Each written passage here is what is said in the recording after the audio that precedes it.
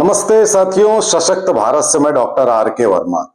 साथियों, नेपाल की हिंसा, अराजकता, सरकार का भागना, प्रधानमंत्री की मार पिटाई, ये सब देखने के बाद एक बेहद शर्मनाक वाकया अपने देश में हो रहा है।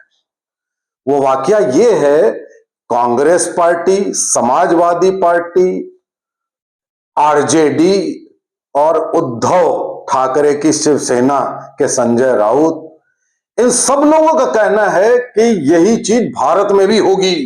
खबरदार, सावधान, वो दिन दूर नहीं, आज नेपाल तो कल हिंदुस्तान, ये नारा लग रहा है साथियों। और साथ ही में सोशल मीडिया में साथियों एक समुदाय विशेष है, उनके लोगों के मीम्स, कार्टून्स आ रहे हैं जिसमें कि हमारे आदरणीय प्रधानमंत्री को भागते हुए दिखाया जा रहा है, पीछे हिंसक भीड़, खून खराबा दिख रहा है। ये जरूरत हो गई है इस देश में लोगों की। और साथियों, ये कोई नया नहीं है। नेपाल के कांड के बाद अभी तो हो ही रहा है, जब पहले बांग्लादेश का हुआ था तब भी ऐसा हुआ था, लंका में हुआ था तब भी यही कहा गया था, म्यांमार में हुआ था, पाकिस्तान में हुआ था, यही कहा जाता रहा है। आप देखिए नेपाल, पहले मैं नेपाल पे एक छोटी सी चर्चा कि नेपाल में जो ये कांड हुआ उसमें उनके घरेलू प्रॉब्लम्स थी, लेकिन एक और प्रॉब्लम भी थी, घरेलू थी, उन्होंने सोशल मीडिया बैन कर दिया था, करप्ट थे, अपने बच्चों को सब करते थे, जनता का शोषण था, वो सब था। लेकिन उसके साथ साथ नेपाल की सरकार चीन परस्त सरकार थी, उसने सारी अनुबंध चीन से किए हुए थे और भारत विरोधी थी, हिंदू विरोधी थी। और ये जितना वहां पे कांड हुआ, इस कांड में आप देखिए वहां पे मोदी जी के पोस्टर्स, योगी जी के पोस्टर्स, और वहां के लोगों का कहना था कि हमें नेपाल में मोदी सरकार जैसी सरकार चाहिए, योगी जी जैसा नेता चाहिए, ये वहां के लोगों का कहना था। और हमारे वहां क्या हो रहा है? हमारे वहां ये हो रहा है कि भाई साहब, अभी नेपाल तो अब हिंदुस्तान। आप देखिए कि इस तरह से बेशर्मी, आप देखिए तेजस्वी यादव ने क्या बोला, बगले में है नेपाल, यहां होने में देर नहीं लगेगी, चुनाव आयोग के खिलाफ करेंगे। संजय राउत बेशर्मी कर रहा है कि भाई साहब वो दिन दूर नहीं जब नई दिल्ली में भी ऐसा होगा। और वो तो बांग्लादेश में भी ऐसा कह चुका था जब हुआ था, और जब लंका का हुआ था तब भी ये बात कह चुके थे। तो आप जरा देखिए, समाजवादी पार्टी वाला वो तो एक कोई सिंह करके है कोई नेता, वो तो इतना ज्यादा लिख पढ़ कह रहा है कि आप कल्पना नहीं कर सकते। राष्ट्रवादी सरकार है भारत में, सबसे बड़ा डेमोक्रेटिक रिपब्लिक है, हमारी सेना का कोई इंटरफियरेंस नहीं हमारी गवर्नेंस में, हमारा देश विश्व का सबसे बड़ा प्रजातंत्र है।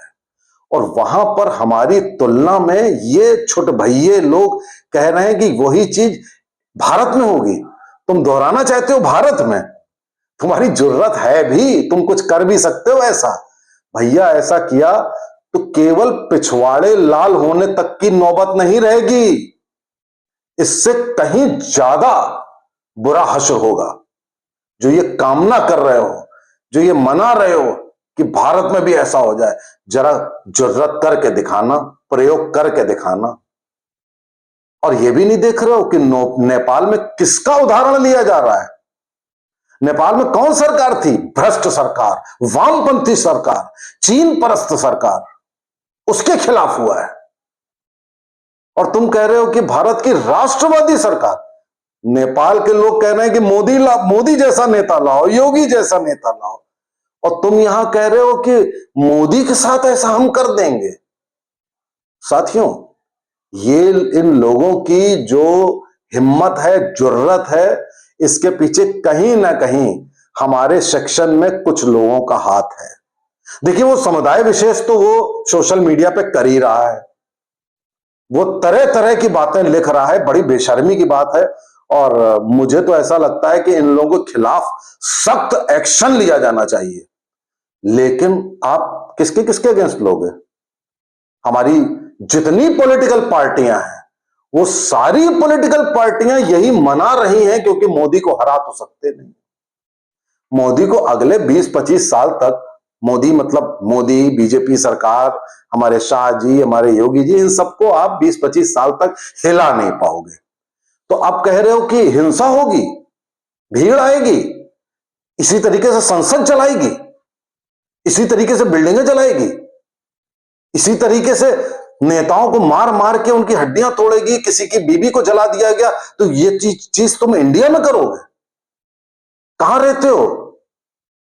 तुम्हें अंदाजा नहीं है कि वो भारत, आज का भारत जिससे अमेरिका डरता है, आज ट्रंप घुटनों पर आ गया, माफी मांग रहा है, माफी की मुद्रा में है, मोदी के सामने चूहा नजर आ रहा है।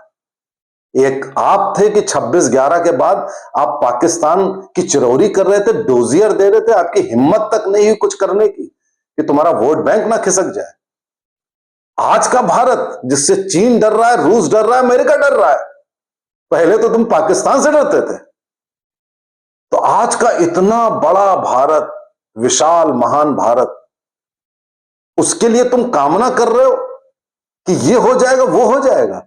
बहुत सारे मैंने वीडियो देखे कि भाई साहब सावधान हो जाइए, इंडिया में ऐसा हो सकता है। मेरे भाई, 7 जन्म में, अपने वाइल्डेस्ट ऑफ द ड्रीम्स में कभी ये सोच भी मत लेना। तुम्हारा जो हश्र होगा वो तो होगा ही होगा, लेकिन तुम्हारी ये जो सोच है, ये सोच इतनी अनजस्टिफाइड, जाहिलाना और बेशर्मी वाली सोच है कि तुम अपने देश का बुरा चाह रहे हो। अपने डेमोक्रेटिकली इलेक्टेड प्राइम मिनिस्टर के लिए ये बात कर रहे हो। नेपाल में तो 8 बदल चुके हैं जब से मोदी आए हैं प्रधानमंत्री। तुम भारत के प्रधानमंत्री को भीड़ द्वारा हटाओगे? अरे हिम्मत हो तो चुनाव लड़ो। पहले ईवीएम का रोना रो रहे थे, उसके बाद बैलेट पेपर से तुमको हरा दिया वाइस प्रेसिडेंट में, उसके बाद वोट चोरी जैसी बात कर रहे हो, जबकि तुम्हारी ही सोनिया गांधी जब सिटीजन नहीं थी तब का उनका वोटर आईडी था। तुमने किस तरीके से बूथ कैप्चरिंग करके, वोट लूट कर, बूथ को लूट करके अपनी सरकारें बनाई हैं। अब तुम कभी नहीं बना पाओगे अपनी सरकार। तुम क्या, कोई भी विपक्ष वाला नहीं बना पाएगा। तो अब तुम जानते हो, तो तुम इस पर आमादा हो गए हो कि भारत को बर्बाद करना चाहते हो। वर्ग विशेष ये बातें करता है तो मालूम है कि वो पाकिस्तान परस्त लोग हैं, वो करते हैं तो हम उनको टॉलरेट कर सकते हैं, लेकिन तुम विपक्षी लोग तुम ऐसा करोगे? अभी भी तुम्हारे वाइस प्रेसिडेंट इलेक्शन में 50 से 60 लोग ऐसे थे जिन्होंने प्रत्यक्ष और अप्रत्यक्ष रूप से तुम्हारा साथ न देकर हमारा साथ दिया, क्योंकि वो तुम्हारे राष्ट्रद्रोही रवैये को टॉलरेट नहीं कर रहे थे। तो आज तुम इस पर उतर आए हो। साथियों, भारत के चारों तरफ ये छोटे छोटे देशों में जो हो रहा है, चाहे वो फॉरेन स्पॉन्सर्ड हो, चाहे वो भीड़ स्पॉन्सर्ड हो, उसका उदाहरण दे करके भारत सरकार को डराना, अराजकता की धमकी देना, ये साथियों आपको टॉलरेट नहीं करना चाहिए। 29 तक ये सब कहेंगे, 29 के बाद ये सब बिलों में दोबारा घुस जाएंगे। आप जाग जाइए, इनको मुंह तोड़ जवाब दीजिए। नमस्ते, जय हिंद, जय भारत।